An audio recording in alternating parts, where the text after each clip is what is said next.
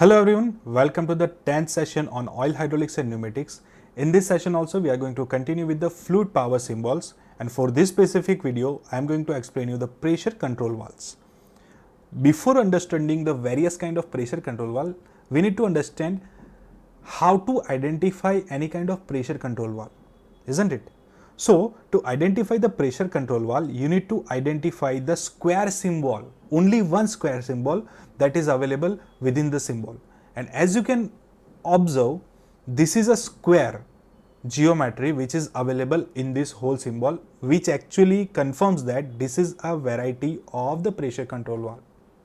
Now, to understand exactly which variety of the pressure control valve is there, you need to understand operation of each and every pressure control valve which exists.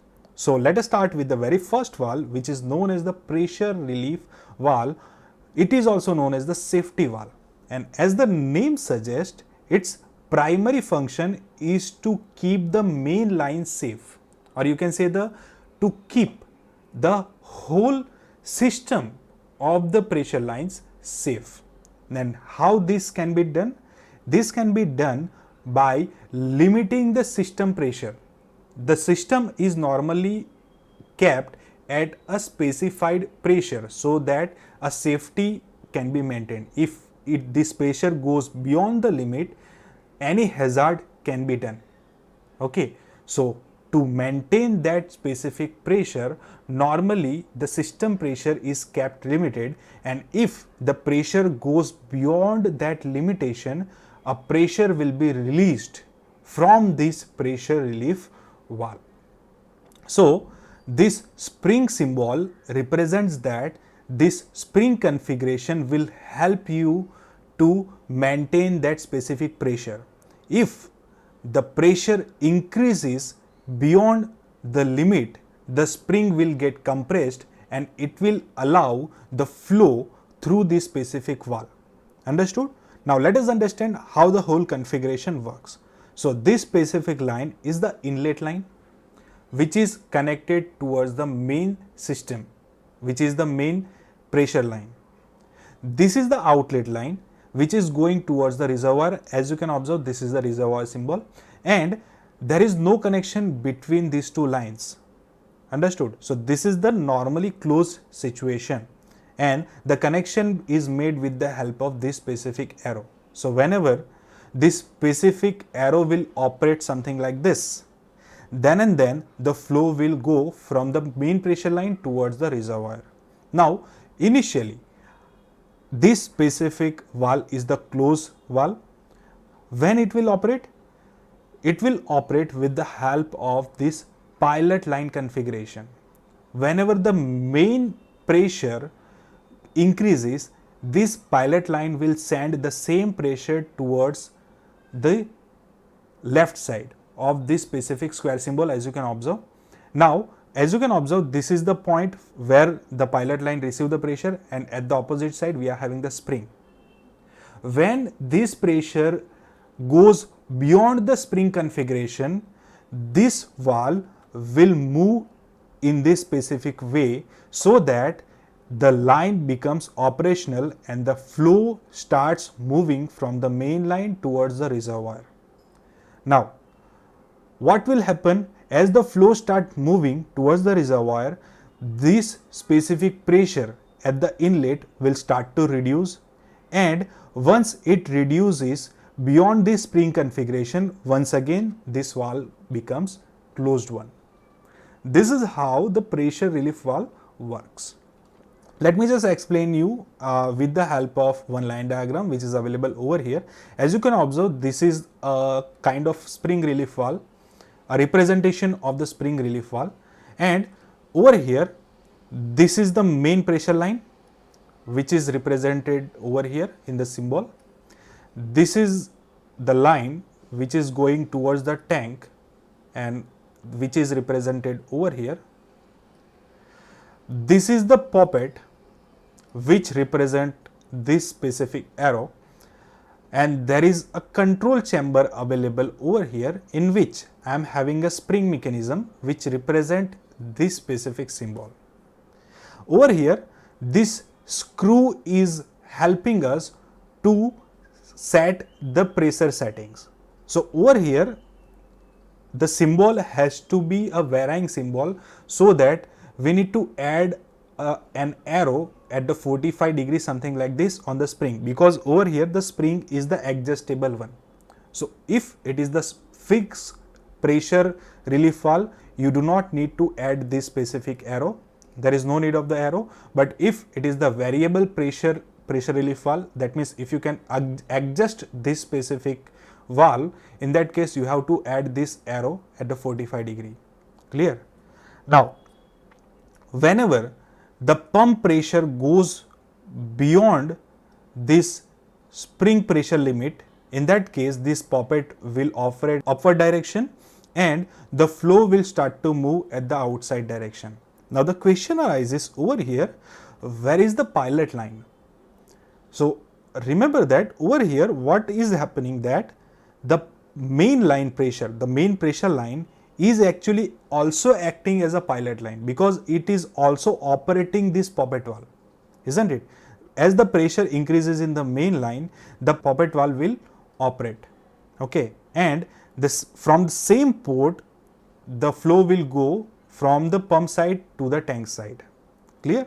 So over here in the actual condition, the only one port is acting as the main line also, as well as the pilot line also. So don't get confused with the symbol and the actual situation.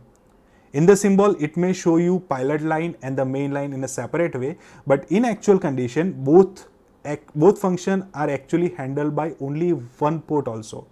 So this was all about the pressure relief valve. Let us understand the second kind of valve, which is known as the unloading valve. Now, as the name suggests, this is used for the unloading the main pressure line. Now, when you need to unload the main pressure line, when you are having enough pressure in the pressure line, or say you do not want more pressure in the pressure line, still you want to keep the pump operation to continue, in that case you will need to operate the pump at the minimum load condition, and for that specific purpose unloading valve will be used. So whenever there is no need of the load in the main line, pressure line, in that case to keep operating the pump, you will operate the pump in the minimum loading condition, where this unloading valve will come into picture. Clear? Now over here, how this specific valve will work. In this case, let me just show you the representation and let us understand from this representation. So when there is a sufficient pressure in the pilot line, as you can observe, this is the pilot line available. What will happen? This specific spool, this is known as the spool. Okay, this specific spool will operate. Now I do not need to explain you this specific area because we have already understood in the safety valve sections. So the pressure signal that is coming from the remote direction will operate this specific spool in the upward direction, and whatever the pressure that is coming from the pump will directly move towards the tank. It is going towards the tank. So what will happen? The pump pressure is directly bypassed towards the tank. And let us understand the symbol. This is the inlet which represent the pump inlet which is available over here. This is the outlet which represent this specific area. It may be the reservoir side or it may be the secondary line side. So the reservoir is not indicated over here. Now whenever there is a spring available over here, this is the spring, and this is the remote pressure signal that is coming over here. When the remote pressure signal overcome this specific spring, the unloading valve will get operated, and due to that operation, what will happen? The pump will bypass all the fluid towards the secondary line. This is how the unloading valve works. Now this valve will be kept open with the help of the pilot pressure until the pump lead delivery is again required by the system. Okay, so whenever the pump lead delivery is required by the system, once again this unloading valve will be closed. Clear? So this is how the unloading valve will work. Once again, let me just remind you, safety valve is used to keep the system pressure or say mainline pressure intact. If the mainline pressure increases, safety valve will automatically operate, and it will drain the extra flow. Unloading valve is used whenever you do not need the pump delivery anymore. But whenever you need a pump delivery, once again, the unloading valve will be closed and the pump delivery will start in the main line once again. Okay, so this is how this both valve will operate. Now let us understand one more valve which is known as the sequence valve. Now the primary function of the sequence valve is to divert the flow in the predetermined direction. Okay, so when the line pressure reaches the setting of the valve gets opened, permitting the flow towards the secondary ports, and over here the pilot must be there to externally drain the tank. Now let me just explain you how this specific sequence valve work with the help of this representation. Over here, as you can observe, this is the inlet section. The same inlet section is available over here in this representation. This is your outlet section towards the secondary port. This is the secondary port available over here, and there are two options available over here. This is the remote operation, which is actually blocked as of now because we are working with the sequence valve, which is actually pilot operated, and this pilot line is coming from the main line. So whenever there is a main line pressure increase, what will happen? This pressure will be moved over here and this will operate this specific spool. This representation is known as the spool, and this arrow represents the spool over here. So whenever the pilot line pressure increased and the spring gets compressed, this spool will operate and the main line pressure flow will go towards the secondary port. So ultimately this is what will occur. Now at the same time, what will happen? There may be some leakage in this specific control chamber. Now this may block the operation of the sequence valve, and to continue the operation of the sequence valve, there must be one drain system available over here, which is represented with the help of this mechanism. So this is the control chamber, this is the outlet port, which is the drain port, and which is going towards the reservoir. Clear? So this is how the sequence valve will work. The next valve that we are going to check out is the counterbalance valve. Now the counterbalance valve are normally closed type of valve and will remain closed until acted upon by the remote pilot pressure source or counterbalancing situation. Remember that this is the counterbalance valve. Okay, so basically its main function is to maintain the back pressure to prevent a load from falling. Now this is a representative figure of this one. Always remember that when one need to keep a specific position, or one need to keep specific weight at the holding situation or in the suspended situation. If you are having a suspended load, like we are having the load in the vertical presses, lift trucks, hydraulic cranes, for these specific situations we need a counterbalance valve where we always need to maintain the back pressure. So this counterbalance valve will be used in that specific situation. Let us understand how this specific valve will be operated. This is a normally closed valve. This is the inlet section. Okay, this is the inlet section. As you can observe, this is the lower section, which is the inlet section. Now this can be also operated with the main pilot line. So this is the main control signal which is coming from the main line, inlet line. This is the control signal which is coming from the main line, and it can also be operated in the remote situation. So whenever you need to unload the specific part, you can operate it from the remote pilot operation, which will be indicated from here. This is the remote pilot operation situation, remote pilot line. And as this is the normally closed valve, you have to show this specific arrow in the closed situation. You can't show this arrow over here.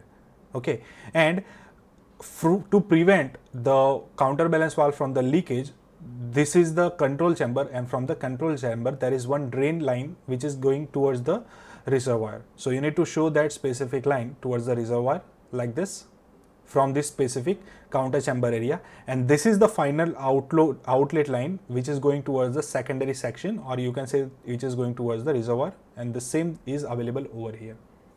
So this is what the counterbalance valve is, and this is how the symbolic representation can be made. What will happen? It will prevent this specific back pressure from going towards the tank. So whenever you unload the specific load, in that case you need to operate it pilotly from this specific pressure. It should be operated, and with the help of this operation you can actually lower that specific suspended load. Clear? So this is how the counterbalance valve will work.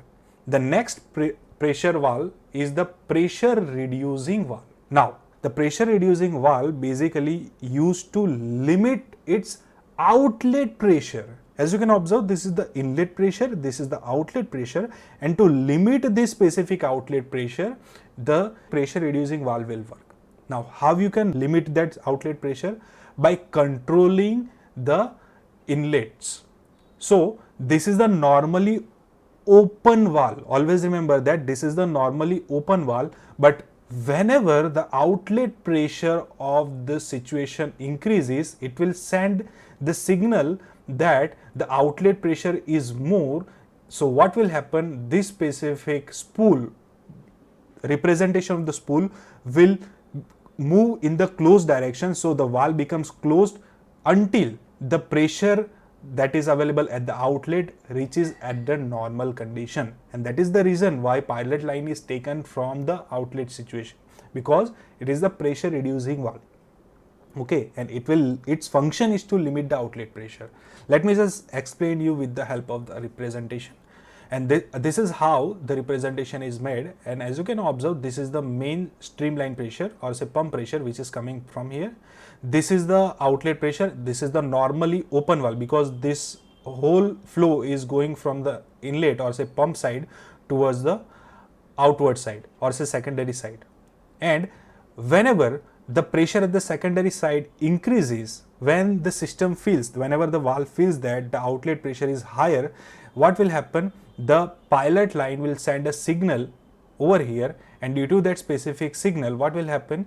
The spool will move in the upward direction and it will reduce this specific area so that the flow gets decreased or flow gets completely blocked. Clear? This is how the pressure reducing valve works. And the last valve that we are going to check out is known as the proportional pressure relief valve.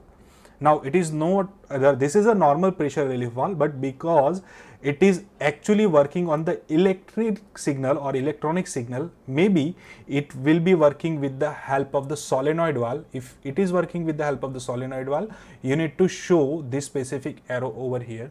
So as it is working with the help of a proportional electrical signals, this is known as the proportional pressure relief valve, but it is not other than the normal pressure relief valve.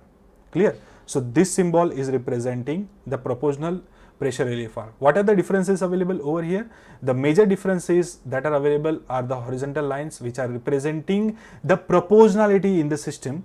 This specific block will represent the electric signals which are received and or say electric systems which are actually helping to operate this specific valve, and the spring represent the normal pressure relief valve. Spring, this square bracket, this specific arrow, inlet, pilot line, all this indicates the normal pressure relief valve. Clear? So this is the end of the pressure relief valves. In the next video also we are going to continue with the symbols, which will be the last session of the fluid power symbols. Till then, keep learning. Have a good day.